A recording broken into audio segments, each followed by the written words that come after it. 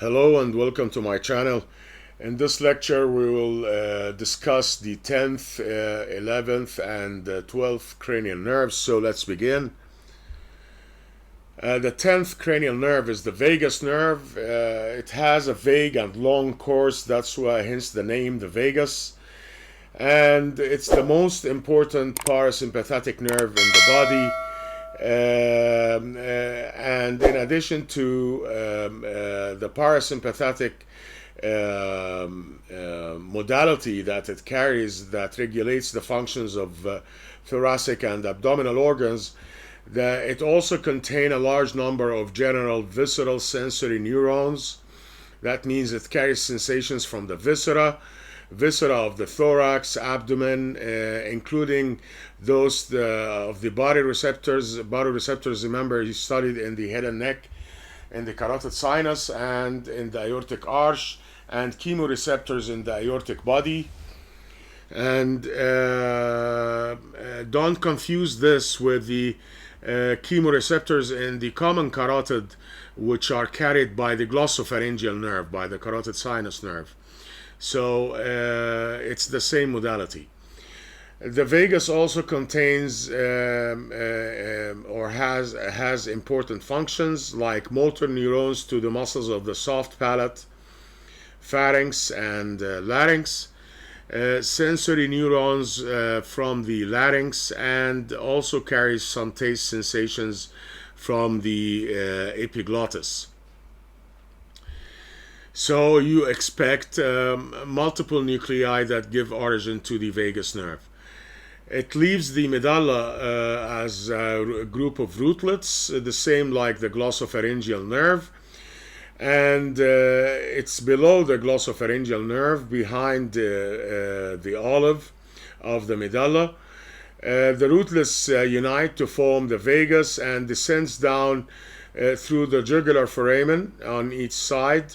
And then it has a long course. It descends between the common carotid artery and internal jugular vein. As you can see here, this is the right vagus nerve, and ends by forming the esophageal plexus around the lower end of the esophagus. On its way, it gives off the recurrent laryngeal nerve. This is the right recurrent laryngeal nerve, hooking around the right subclavian artery, while the left one hooks around the ligamentum arteriosum, or the remnant of the ductus arteriosus that connects the aortic arch with the pulmonary artery.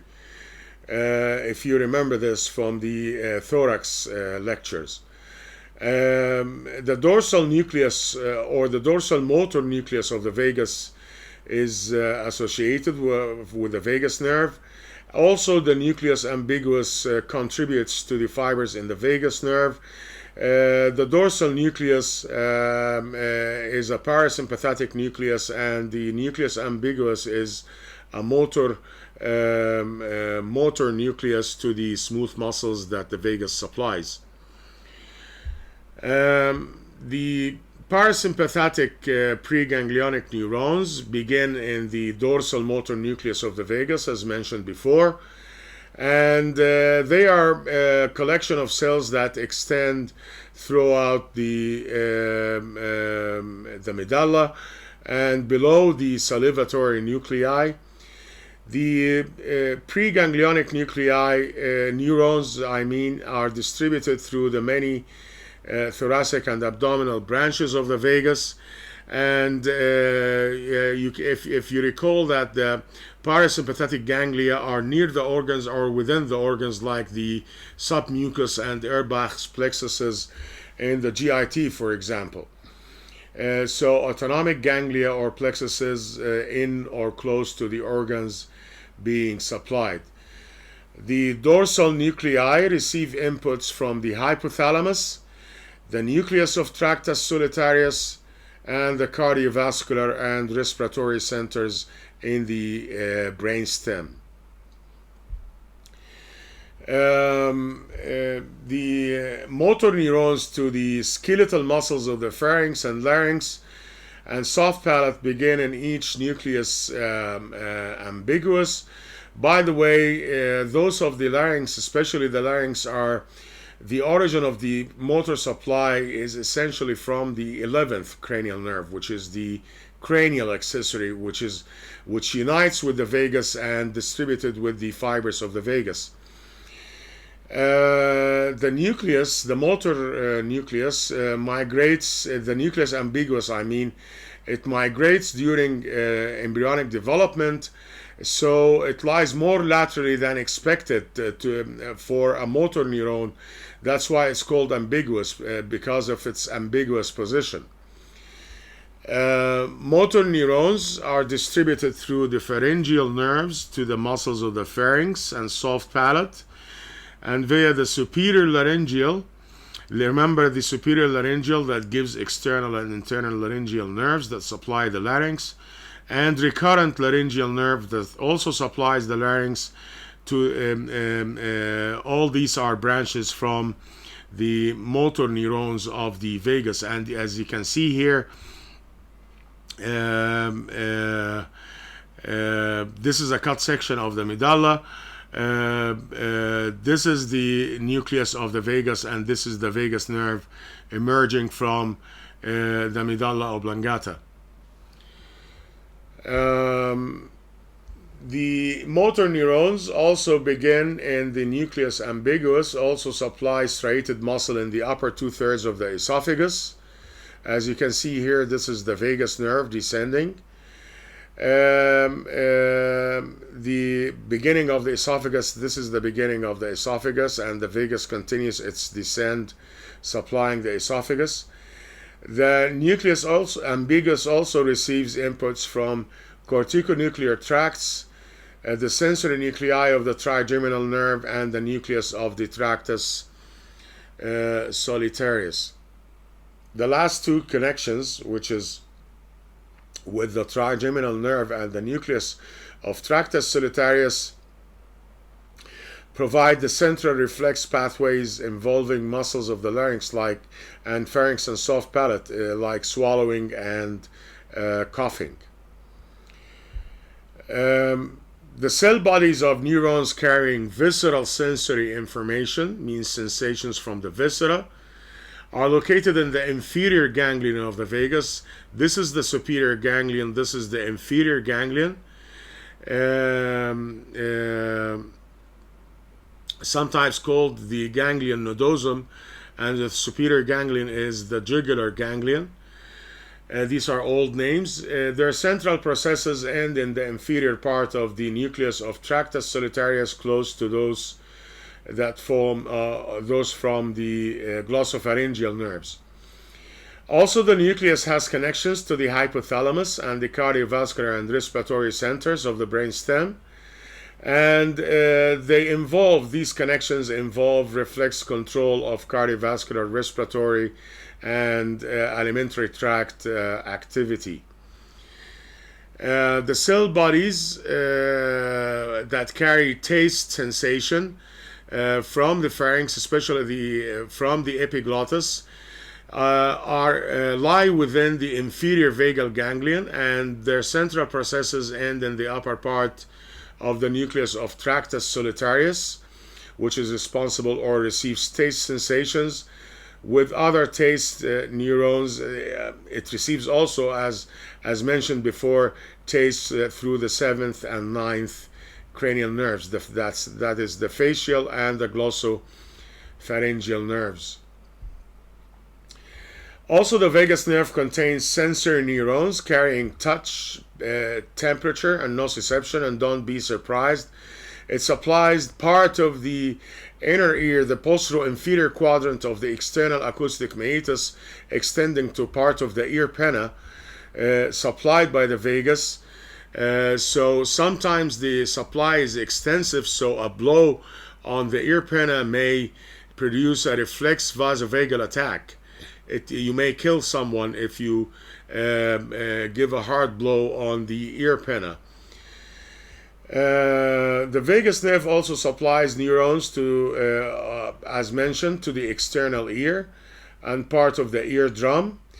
Actually, it's a strip-like, zone of supply that extends from the external, from the ear pinna to the external meatus to the posterior-inferior quadrant of the tympanic membrane. The cell bodies that carry the somatic sensory sensations are located in the superior vagal ganglion, and their central processes end in the spinal trigeminal nucleus, like those from the glossopharyngeal nerve, as mentioned before. Now, the effects of damage to or disease affecting the vagus nerves, because they are the vagus nerves are relatively deep, they are affected mainly by space-occupying lesions like tumors compressing the nerves, or invasion, direct invasion from malignant tumors. Also, the major cause of damage to the vagus nerve is usually through damage to the nuclei after a cerebrovascular accident or brainstem stroke.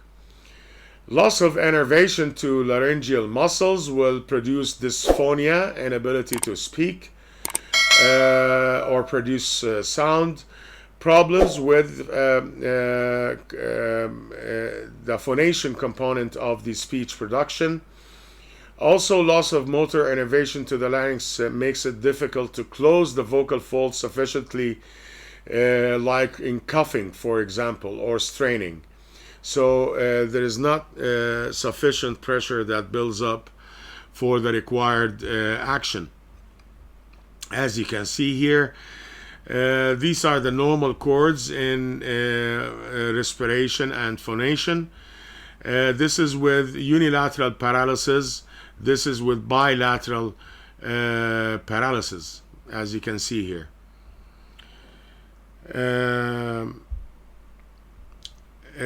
Paralysis of the muscles of the soft palate will also affect speech, and this is called dysarthria.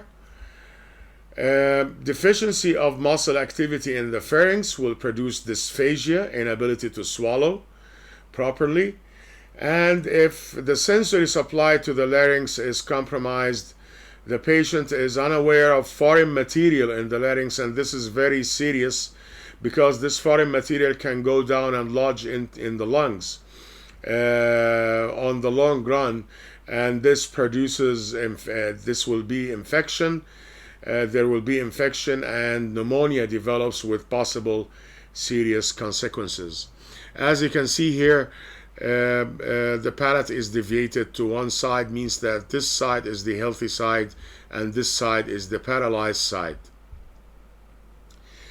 How to test for vagal function? There are two clinical tests. The first, you ask the patient to open the mouth and say ah loudly, and observe the position of the uvula. If it's deviated to one side, like we see here, so there is a problem on the other side. Also, ask him to cough. If there's something wrong with the vagus, he will not be able to build up the necessary pressure to cough properly.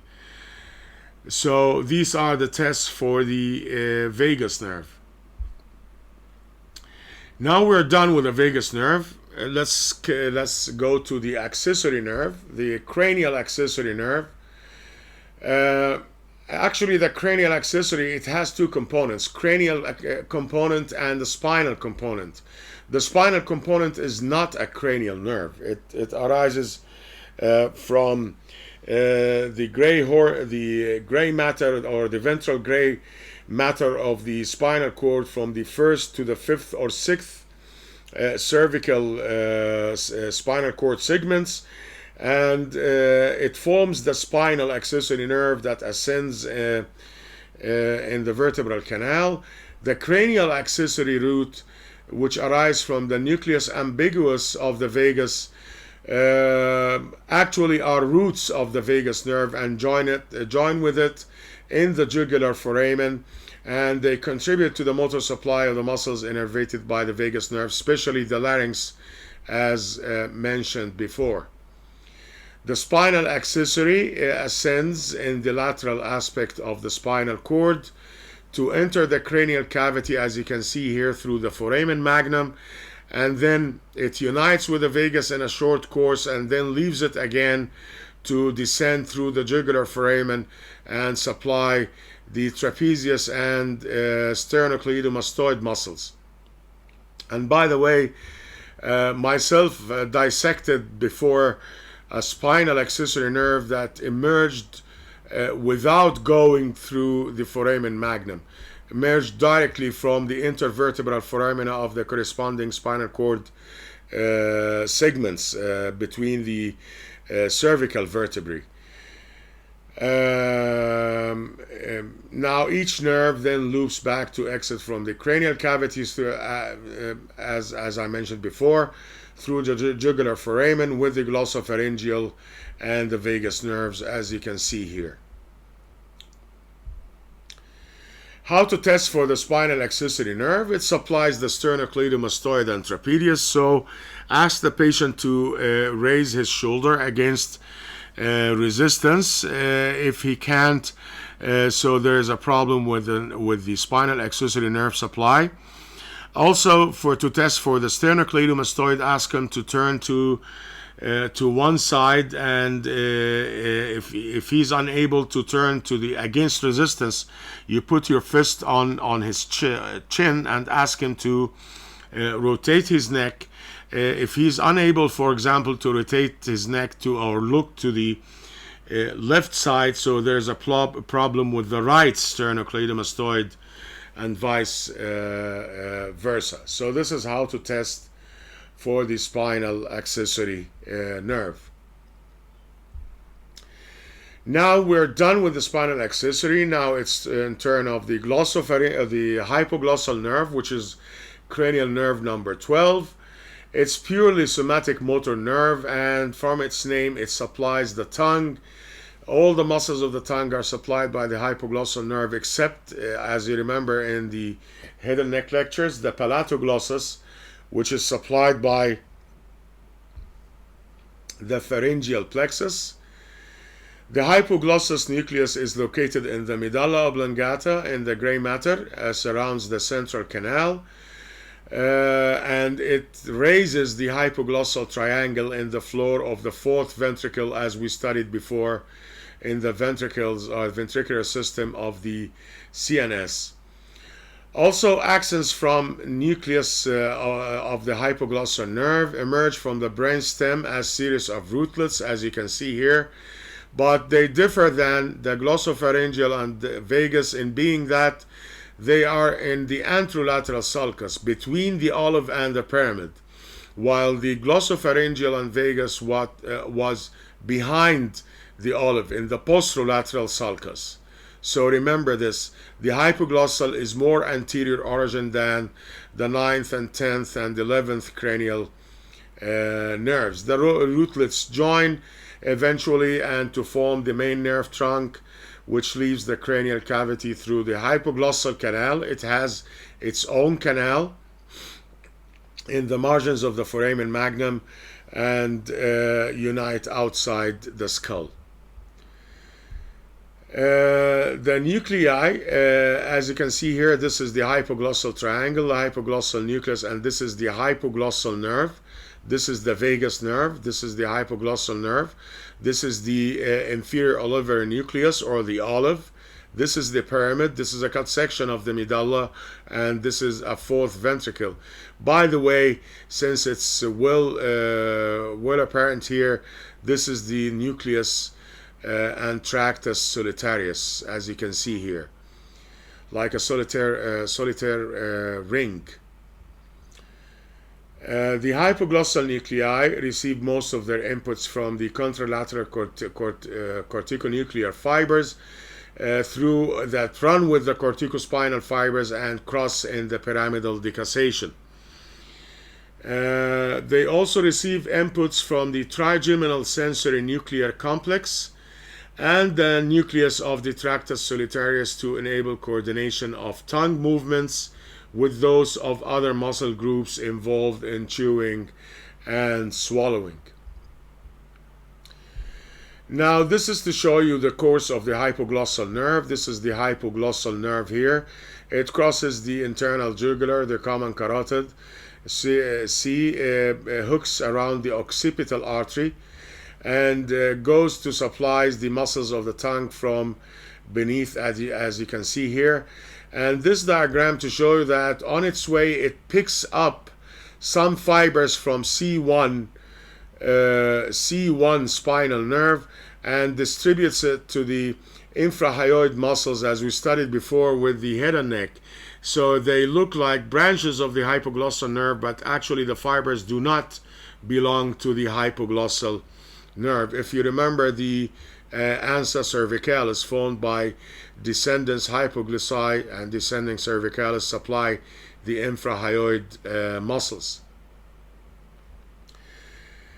Damage to the hypoglossal nerves. The actions of the hypoglossal nerves may be affected by supranuclear problems after cerebrovascular accident, like cerebral stroke.